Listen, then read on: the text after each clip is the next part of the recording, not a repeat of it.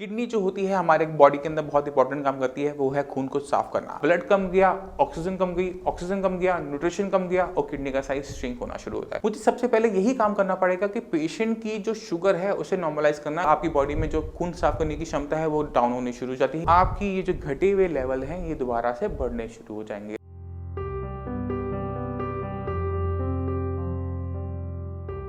नमस्कार, मेरा नाम है डॉक्टर पुरु धमन और आज मैं आपको वो हर्ब्स बताने वाला हूं जो एक पेशेंट को हेल्प कर सकती है अपनी किडनी के डिटॉक्स करने में। किडनी जो होती है हमारे बॉडी के अंदर बहुत इंपॉर्टेंट काम करती है, वो है खून को साफ करना। अगर इस किडनी को कुछ होना शुरू हो जाए, किडनी में किसी टाइप की प्रॉब्लम आनी शुरू हो जाए तो बॉडी के अंदर वेस्ट मटेरियल इकट्ठा होना शुरू हो जाता है जो किडनी और यूरिया के रूप में देखने को मिलता है। जिन पेशेंट की किडनी सही है, बिल्कुल परफेक्टली काम करती है, जिनको डर है कि उनकी किडनी खराब ना हो जाए या किडनी की परफॉर्मेंस को बढ़ाना चाहते हैं, सुधारना चाहते हैं, तो वो इन हर्ब्स का यूज़ कर सकते हैं अपनी किडनी की फंक्शनिंग को बढ़ाने में। तो शुरुआत करते हैं हर्ब नंबर 1 से और वो है पुनर्वा। पुनर्वा जैसा इसका नाम है वैसे इसका काम है। पुनर्वा जो होती है वो एक जड़ होती है। इसकी खास बात क्या होती है कि इसे जितना मर्जी आप उखाड़ लो, ये अगले साल आपको दोबारा से वहीं की वहीं देखने को मिलती है। इसको मार पाना पॉसिबल नहीं होता क्योंकि ये बार बार जिंदा होती है, जन्म लेती है, इसलिए इसे पुनर्वा कहा जाता है। पुनर्वा की जो प्रॉपर्टीज होती हैं बॉडी के अंदर वो बहुत अच्छी होती है। ये ना सिर्फ आपके डाइजेस्टिव सिस्टम पे काम करती है, लीवर पे काम करती है, बल्कि आपके किडनी पर काम करती है। इसकी जो प्रॉपर्टीज होती है वो डायूरेटिक होती है, एंटी इंफ्लेमेटरी होती है, यानी ये पेशाब को ज़्यादा लेकर आती है और बॉडी में हो रही सूजन को भी ये निकालती है। तो इसका यूज़ कर सकते हैं वो पेशेंट जो अपनी किडनी को डिटॉक्स करना चाहते हैं। जब इसका यूज़ करेंगे तो इसको आप उबाल के ले सकते हैं, इसका काढ़ा बना सकते हैं, इसका पाउडर ले सकते हैं। तो आपने इसको 1 से 2 ग्राम पाउडर आप इसका कंज्यूम कर सकते हैं या फिर 1 से 2 ग्राम या 5 ग्राम 6 ग्राम का आप इसको काढ़ा बना सकते हैं। मगर इस वीडियो के एंड पे मैं आपको सारी की सारी हर्ब्स जो बताऊंगा तो उसको कैसे यूज करना है वो मैं बताऊंगा। मगर इस वीडियो के एंड में मैं आपको पूरा तरीके से बताऊंगा कि कौन से हर्ब को किस तरह से यूज करना है। दूसरी जो होती है वो है कोरिएंडर सीड्स। कोरिएंडर सीड्स के अंदर पोटेशियम की लेवल ज़्यादा होता है और ये ठंडा होता है। जब हम कोरिएंडर सीड्स का हम पानी पीते हैं तो इससे हमें फ़ायदा ये होता है कि पोटेशियम की वजह से, बॉडी में जाने की वजह से ये डायूरेटिक प्रॉपर्टीज लेकर आता है। आपका जो यूरिन फॉर्मेशन है वो बढ़ जाता है। तो इसको हम यूज़ कर सकते हैं किडनी को डिटॉक्स करने में। तीसरी जो हर्ब है वो है कॉर्न सिल्क। जो हम भुट्टा खाते हैं, मक्की खाते हैं, मक्की के ऊपर जो बाल होते हैं, ये बाल जो होते हैं इनके अंदर भी पोटेशियम की मात्रा ज़्यादा देखी जाती है। इसी वजह से ये डायूरेटिक होता है। जितने भी पेशेंट हैं किडनी के, वो कोरिएंडर सीड्स और अपना कॉर्न सिल्क को यूज़ कर सकते हैं अगर उनको यूरिन फॉर्मेशन कम आ रही है, कोई पथरी बीच में फंसी हुई है, अगर इसका यूज़ करेंगे तो वो तेजी से निकलना शुरू होती है। तो ये 2 ऐसी हर्ब्स हैं जिनके अंदर पोटेशियम की मात्रा ज़्यादा होती है और पोटेशियम की बॉडी में ज़्यादा जाने की वजह से हमारे यूरिन फॉर्मेशन बढ़ जाता है। तो ये किडनी को डिटॉक्स करने में आपकी हेल्प करती है। तीसरी जो हर्ब है वो है हल्दी। हल्दी को हम सब जानते हैं, किचन में यूज़ करते हैं, अपने वेजिटेबल्स में तड़के के अंदर बहुत यूज़ किया जाता है इंडिया के अंदर। मगर अगर आप इसकी प्रॉपर्टीज़ देखोगे तो प्रॉपर्टीज़ इसकी इतनी लाजवाब होती है कि पेशेंट की जो किडनी हो, लीवर हो, उसका इम्यून सिस्टम हो, हर जगह ये काम करते हुए आपको देखने को मिल जाती है।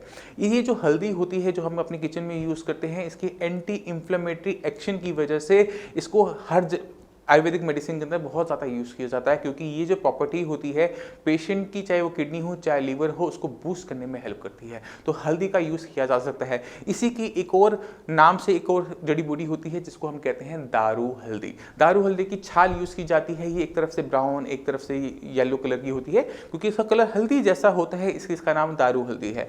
दारू हल्दी की प्रॉपर्टीज़ भी बिल्कुल हल्दी जैसी होती है क्योंकि दारू हल्दी की जो कलर है वो भी सेम है और प्रॉपर्टीज़ है वो भी सेम है कि एंटी इंफ्लेमेटरी है, लीवर पे काम करेगी, किडनी पे काम करेगी, बॉडी में कहीं पर भी कोई भी आपकी ऐसी चीज़ है जो रुका पड़ा है उसको मोटिवलाइज करने की, मोबिलाइज करने में आपकी हेल्प करती है। तो दारू हल्दी किडनी में बहुत अच्छा इफेक्ट लेकर आती है।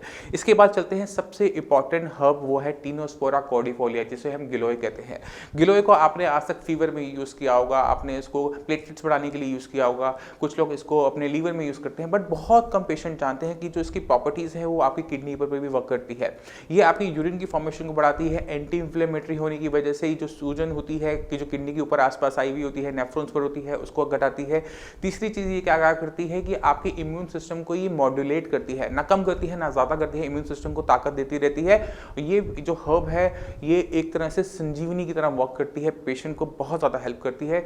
तो इसका तो यूज़ हम हर अपनी जितनी भी मेडिसिन होती हैं, साइंस संजीवनी की मेडिसिन, ट्रीटमेंट, किडनी फेलियर का जो ट्रीटमेंट होता है, सब में ये आपको मिलेगी ही मिलेगी। मगर आप इसको हर्ब हब फॉर्म में लेते हैं, उसकी स्टेम लेते हैं, हम इसका एक्सट्रैक्ट यूज़ करते हैं, बस इतना सा फ़र्क है। एक्सट्रैक्ट होने की वजह से ही कम अमाउंट में ज़्यादा अच्छा हमें रिजल्ट दे देती है पेशेंट में, क्योंकि किडनी फेलियर और किडनी डिटॉक्स दो डिफरेंट चीज़ें हैं। किडनी डिटॉक्स हम अपनी नॉर्मल हर्ब से कर सकते हैं, बट किडनी को अगर हमने ट्रीट करना है, ठीक करना है, उसकी रिवाइवल लेकर आना है, तो हमें थोड़े से पावरफुल मेडिसिन का यूज़ करना पड़ता है, हमें उसका एक्सट्रैक्ट का यूज़ करना पड़ता है। बट वो फिलहाल बात की बात है। अब हम चलते हैं अपने नेक्स्ट हर्ब के ऊपर, और वो है पीपल की छाल। पीपल की छाल की जो प्रॉपर्टीज़ हैं वो बहुत कम लोगों को पता है। अक्सर पीपल की छाल का अगर हम रेफरेंस आयुर्वेदिक बुक्स में देखें तो ये फीवर के लिए बताई जाती है कि फीवर के लिए, मगर ये फीवर के साथ साथ आपकी बॉडी के अंदर एंटी इंफ्लेमेटरी इफेक्ट भी लेकर आती है। कहीं भी बॉडी में सूजन है तो उसे रिड्यूस करने में आपकी हेल्प करती है। तो पीपल का छाल यूज़ किया जा सकता है, साथ साथ आपका नीम का छाल का भी यूज़ किया जा सकता है, क्योंकि नीम की छाल कड़वी बहुत होती है। ये आपकी बॉडी के अंदर आपकी बॉडी को डिटॉक्स, पूरी बॉडी को डिटॉक्स करने में हेल्प करती है। आपकी मोशंस बेटर हो जाती हैं, आपका यूरिन फॉर्मेशन अच्छी हो जाती है, तो ये आपको बहुत ज़्यादा हेल्प करती है, नीम की छाल एंड पीपल की छाल। अब चलते हैं अपने लास्ट हर्ब पे, और वो है तुलसी। तुलसी न जाने कितने हज़ारों सालों से यूज़ की जा रही है, बट इसको हम यूज़ करते हैं फीवर में काढ़े बनाने में, और इसको यूज़ करते हैं इम्यून सिस्टम को पावर देने में, इसको कैंसर में भी यूज़ किया जाता है, मगर इसका यूज़ किडनी डिटॉक्स में बहुत कम किया जाता है। ये जो प्रॉपर्टीज़ होती है इसमें अल्कलाइनिटी होती है। आप जब कभी खाते हैं तुलसी को, आपको चरपरापन महसूस होता है। ये जो चरपरापन होता है, ये जो इसमें एक्टिव इंग्रेडिएंट्स होते हैं उस वजह से आ रहा होता है। तुलसी की जो लीव्स जो पेशेंट लेता है, शायद ही कभी उसकी कभी किडनी खराब होती हो। तो ये जो तुलसी है, अगर आप इसको यूज़ करेंगे तो आपकी किडनी का डिटॉक्स होता रहता है। अब चलते हैं कि इसको यूज़ कैसे करना है। देखिए, जितनी भी मैंने आपको हर्ब्स बनाई उनको आपने इक्वल अमाउंट में लेना है। इक्वल अमाउंट में लेने के बाद आप उसको पाउडर बना लीजिए, और पाउडर बनाने के बाद आपने क्या करना है, आपने 3 से 5 ग्राम उसको लेना है पाउडर को, या तो आप डायरेक्ट ले लीजिए या फिर आप उसको उबाल भी सकते हैं। उबालने के बाद उसे छान कर आप जो उसका डिकॉक्शन बनेगा आप वो ले सकते हैं। ये तो बात हो गई उन लोगों के लिए जिन्होंने किडनी को डिटॉक्स करना है, किडनी के फंक्शनिंग को बढ़ाना है। अब चलते हैं उन लोगों के पास जिनकी किडनी फंक्शनिंग खत्म हो रही है, किडनी को खराब हो रही है। अगर कोई भी किडनी फेलियर का पेशेंट अपनी किडनी को खराब होने से रोकना चाहता है, बचाना चाहता है, तो उसके लिए किडनी की दिक्कत के बारे में पूरी जानकारी होना बहुत ज़्यादा ज़रूरी है। क्योंकि अगर आप इस बात को नहीं समझोगे कि किडनी किस वजह से खराब हो रही है, कोई भी डॉक्टर आपकी मदद नहीं कर सकता। किडनी के जो जितने भी 40% केसेस जो साइंस संजीवनी में आते हैं वो किडनी श्रिंकेज लेकर आते हैं कि मेरी किडनी का साइज छोटा हो रहा है, बट उन्हें ये नहीं पता होता कि उनका किडनी का साइज क्यों छोटा हो रहा है। किडनी का साइज सिर्फ एक कारण से छोटा होता है, जब आपका ब्लड प्रेशर बढ़ा हुआ होता है। जैसे ही आपका ब्लड प्रेशर बढ़ा तो क्या हुआ, आपकी बॉडी में जो ब्लड है वो प्रेशर के साथ आपकी किडनी में एंटर करता है, और जो उसकी आर्टरी होती है जो सिर्फ सप्लाई करती है, ब्लड दे रही है, अंदर से न्यूट्रिशन दे रही है, ऑक्सीजन दे रही है, उस पर ब्लड प्रेशर की चोट पड़ती है। अब जब एक ही जगह पे आप चोट करते रहोगे, बार बार करते रहोगे, तो वहाँ के सेल इरिटेट हो जाते हैं, परेशान हो जाते हैं, फिर वो अपने अंदर कुछ चेंजेस लेकर आते हैं, वो हार्ड हो जाते हैं। कहते हैं बहुत चोट पड़ रही है, बहुत दबाव पड़ रहा है, मैं नहीं सह रहा, मैं हार्ड हो जाता हूँ। और जैसे ही वो हार्ड हुआ तो जो रास्ता है आपकी वेसल्स के अंदर वो छोटा होना शुरू होता है, और जैसे ही वो छोटा होता है अंदर की जो ब्लड सप्लाई है वो कम हो जाती है। अब ब्लड कम गया, ऑक्सीजन कम गई, ऑक्सीजन कम गया, न्यूट्रिशन कम गया, और किडनी का साइज श्रिंक होना शुरू होता है। अब खुद सोच सकते हो कि अगर मुझे इस पेशेंट को बचाना है तो मुझे क्या करना पड़ेगा। सबसे पहला काम कि मुझे उसका ब्लड प्रेशर नॉर्मलाइज करना पड़ेगा। आप जो मर्जी मेडिसिन आप बीपी की ले रहे हो, अगर वो आपका रेगुलर नहीं रह रहा, मेंटेन नहीं हो रहा, तो ये आपकी दिक्कत कभी भी नहीं रुक सकती, आपकी किडनी फुल फेल होकर ही रहेगी। अगर ब्लड प्रेशर को नॉर्मल कर दोगे तो किडनी आपकी धीरे धीरे खराब हो सकती है या खराब होना बंद हो सकती है, और यही ट्रीटमेंट साइंस संजीवनी में सबसे ऊपर रखा जाता है कि बीमारी किस वजह से शुरुआत हुई।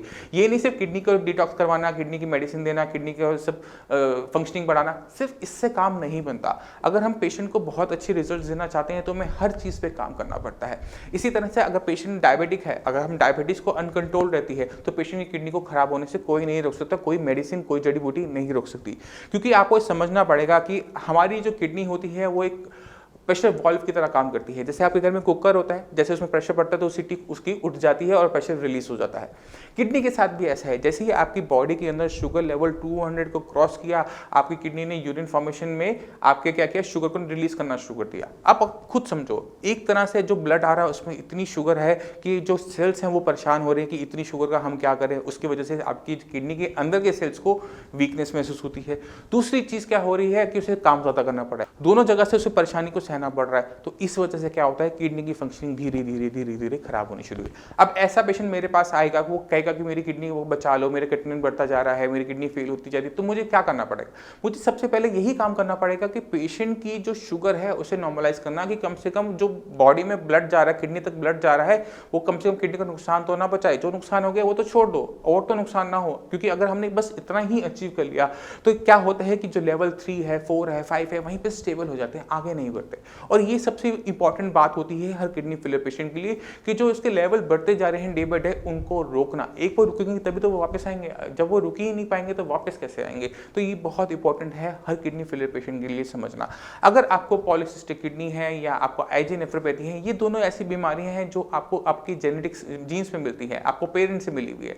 इन बीमारी को आपकी बॉडी से पूरा का पूरा बाहर नहीं निकाला जा सकता, बट इनको बहुत अच्छी तरीके से मैनेज किया जा सकता है। तो पहले बात कर लेते हैं पॉलीसिस्टिक किडनी की। पॉलीसिस्टिक किडनी के अंदर आपकी बॉडी के अंदर क्या हो रहा है कि किडनी के ऊपर सिस्ट बन रही है। अब अगर आपने मान लो जो मैंने आपको अभी जो हर्ब्स बताई, आप उसका यूज करते हो, तो उससे आपको क्या फायदा होगा? कोई फायदा नहीं होगा, क्योंकि जब तक सिस्ट फॉर्मेशन नहीं रुकती तब तक आप जो मर्जी आप मेडिसिन ले लो, जो मर्जी आप कर लो, आप उसको नहीं कंट्रोल कर पाओगे। क्योंकि जो प्रेशर बन रहा है सिस्ट की वजह से किडनी के ऊपर, जो सिस्ट की वजह से उस पर नेफ्रॉन्स कम काम कर पा रहे हैं, या उस पर जो दबाव बन रहा है वो नहीं हटेगा। जब तक वो हटेगा नहीं, आप जो मर्जी मेडिसिन कर लो, आपकी जो कंडीशन है डे बाय डे खराब होती चली जाएगी। इसी तरह से आईजी नेफ्रोपैथी होते हैं। आईजी नेफ्रोपैथी के अंदर क्या होता है कि हमारी बॉडी में, हमारी इम्यूनिटी के अंदर एक कंपोनेंट होता है जिसे हम कहते हैं आईजी इम्यूनोग्लोबिन। ये हर किसी की बॉडी में होता है, मगर आईजी नेफ्रोपैथी की पेशेंट के अंदर ये हाइपर एक्टिव होता है। वो क्या करता है कि वो जो मेम्ब्रेन है, जो खून को छान रही है, साफ कर रही है, उसके ऊपर जाकर डिपॉजिट हो जाता है। अब ये डिपोजिशन जो होती है, ये इस वजह से यहाँ की जो मेम्ब्रेन है ना, वो स्वेल्ड हो जाती है, इन्फ्लेमेशन आ जाती है। जैसे ही इस मेम्ब्रेन के अंदर आपकी इन्फ्लेमेशन आई, सूजन आई, तो इसकी फंक्शनिंग घट जाती है। और जैसे ही घटी तो आपकी बॉडी में जो खून साफ करने की क्षमता है वो डाउन होनी शुरू हो जाती है, क्रिएटिनिन लेवल आपका बढ़ना शुरू हो जाता है, जीएफआर आपका घट जाता है। अगर कोई ऐसा पेशेंट हमारे पास आता है, अब हमें क्या करना चाहिए? हम अगर उसकी किडनी पे काम करेंगे तो सेम कुछ नहीं होगा, हमें काम करना है इसके इम्यून सिस्टम पे। हमने इसके इम्यून सिस्टम को मॉड्यूलेट करना होता है। स्टीरॉइड की तरह काम नहीं करती आयुर्वेदिक मेडिसिन। आयुर्वेदिक मेडिसिन जो काम करती हैं वो मॉड्यूलेटर की तरह वर्क करती हैं, उसको नॉर्मल रेंज में लेकर आती है। नॉर्मल रेंज मतलब जो उसका करेक्ट है, जो उसकी बॉडी में होना चाहिए, उस लेवल पर लेकर आएगी। और जैसे ही हम आईजी नेफ्रोपैथी के अंदर उसके इम्यून सिस्टम में काम करना शुरू करते हैं, तो फर्दर डिपोजिशंस रुक जाती हैं। और रुक जाने की वजह से क्या होता है कि धीरे धीरे यहाँ जो इन्फ्लेमेशन आई थी, सूजन आई थी, वो चली जाती है। और सूजन जाते ही जो आपकी मेम्ब्रेन की फंक्शनिंग है वो रिस्टोर होनी शुरू होती है। किडनी की जो दिक्कत है, जो बढ़ रही थी, वो रुक जाती है। आपके लेवल्स हैं वो स्टेबल हो जाते हैं, ना आपको डायलिसिस की जरूरत पड़ती है, ना आपको ट्रांसप्लांट की जरूरत पड़ती है। तो ये बहुत इंपॉर्टेंट चीजें हैं जो हर किडनी फेलियर पेशेंट को पता होनी चाहिए, कि अगर उनको चाहिए अपनी किडनी हेल्दी चाहिए, क्रिएटिनिन लेवल उनका लो चाहिए, कम चाहिए, किडनी को रिवाइव करना चाहते हैं, किडनी को बचाना चाहते हैं, डायलिसिस से बचना चाहते हैं, तो उनको अपनी बीमारी की जड़ पे काम करना है। सिर्फ किडनी पे काम नहीं करना, किडनी की बीमारी की जड़ पे काम करना है। जब तक जड़ पे काम नहीं करोगे, ये दिक्कत बार बार आपको तंग करती रहेगी। हो सकता है कि सिर्फ किडनी पे काम करने से आपके लेवल थोड़े से डाउन जरूर आ जाए, मगर अगर सिर्फ वो डाउन आए और अगर आपने पीछे बीमारी पे काम नहीं किया, ब्लड प्रेशर आपका बढ़ा रहा, शुगर आपकी बढ़ी रही, पॉलीसिस्टिक किडनी पे सिस्ट पे काम नहीं किया, इम्यून सिस्टम पे काम नहीं किया, तो आपकी ये जो घटे हुए लेवल हैं ये दोबारा से बढ़ने शुरू हो जाएंगे। तो किडनी फेलियर पेशेंट के लिए किडनी की बीमारी को समझना बहुत ज़्यादा ज़रूरी है। जो लोग डिटॉक्स करना चाहते हैं किडनी की, उनके लिए ये जो फॉर्मूला मैंने आपको बताया है ये बहुत ज़्यादा बेनिफिशियल है, वो इसको यूज़ कर सकते हैं। मगर अगर आपको किडनी की दिक्कत हो रही है तो हर छोटी छोटी बारीकियों पर काम करना पड़ता है। इतनी बारीकियों पर काम करना पड़ता है कि पेशेंट को जो रिजल्ट हैं वो 15 से 20 दिन के अंदर दिखने शुरू हो जाएँ। KFT अगर आप मेरे पास लेकर आते हैं 15 दिन के अंदर, वो KFT रिपोर्ट में सुधार लाने के लिए हमें आपकी बीमारी की जड़ पर काम करना पड़ता है। तब जाकर पेशेंट को वो आराम मिलता है जो पेशेंट को चाहिए, जो वो सोचता है, जो उसको मिलना चाहिए। तो ये बहुत ज़्यादा ज़रूरी होता है डॉक्टर के लिए, पेशेंट के लिए, कि पहले बीमारी को समझना है कि बीमारी क्या है, उसके बाद ही तो प्लान ऑफ एक्शन बन पाता है। उसके हिसाब से ही तो मेडिसिन पेशेंट को दी जा पाती है, उसी हिसाब से डॉक्टर्स पेशेंट को ब्रीफ कर पाते हैं कि आपको आगे क्या देखने को मिलेगा। लेवल बढ़ेंगे, घटेंगे, मेंटेन रहेंगे, कम जाएंगे, ठीक हो सकता है, नहीं हो सकता। ये डिपेंड करता है कि आपकी बीमारी के पीछे कॉज क्या है, कारण क्या है। तो हमेशा किडनी फेलियर के पेशेंट इस बात को हमेशा ध्यान रखो कि हमेशा अपनी बीमारी की जड़ पे काम करो, बीपी पे काम करो, अगर बीपी की वजह से किडनी खराब हुई है, शुगर पे काम करो अगर शुगर की वजह से खराब हुई है, क्योंकि इस प्रकार आपने कब्जा पा लिया तो किडनी को हम बचा सकते हैं, किडनी को सेव कर सकते हैं, आपके लेवल को स्टेबल कर सकते हैं। मैं उम्मीद करता हूँ इस वीडियो से आप काफ़ी कुछ समझ गए होंगे किडनी के बारे में, किडनी डिटॉक्स के बारे में, किडनी फेलियर के बारे में। फिर भी आपके माइंड में कोई भी डाउट हो, कुछ भी पूछना चाहते हो तो नीचे दिए हुए नंबर पर कॉल कर साई संजीवनी के डॉक्टर से आप फ्री ऑफ कॉस्ट कंसल्टेशन ले सकते हैं। आप अपॉइंटमेंट लेकर मुझसे भी आकर मिल सकते हैं। अब इसी के साथ आपसे भी चलने के आगे चाहूँगा। मिलते हैं अगली वीडियो में, तब तक के लिए धन्यवाद।